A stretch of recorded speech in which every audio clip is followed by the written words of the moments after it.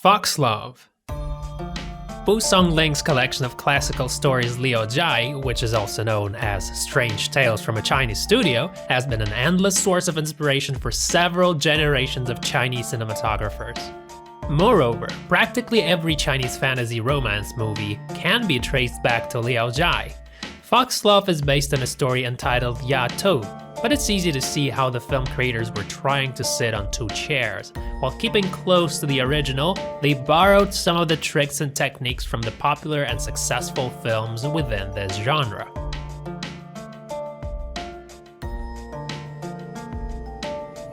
Ya Tou is the name of a young demoness. She and her sisters are servants to a nine-tailed fox spirit.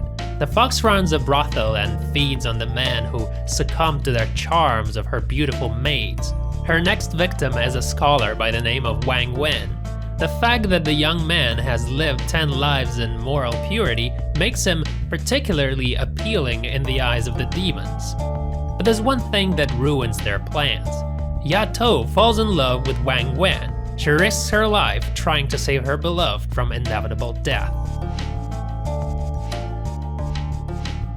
Plot-wise, Foxglove strongly overlaps with Tsui Hark's A Chinese Ghost Story. Indeed, the creators of Foxglove used the Hong Kong classic as the main source of inspiration, replicating some scenes frame by frame. For instance, there's a scene in which Ya Tou is hiding Wang Wen from his sister in a bath barrel. To keep him from suffocating, she kisses him to fill his lungs with air. So what's the difference between the two adaptations? Well, Foxglove takes a different approach to its third act. Instead of defeating the evil once and for all, the protagonists put things on hold until their son grows up. This is exactly how the narrative played out in the original story, but the thing is, it was written more than 400 years ago, and nowadays feels outdated. So it would have made more sense if Ya Tou and Wang Wen had got rid of the nine-tailed villainess right away. But we have what we have, and the third act, which is supposed to be the culmination of the whole story, ended up too long and underwhelming. What's more, the detailed narration in this case doesn't look like a creative solution, but a feeble attempt to put on a good face.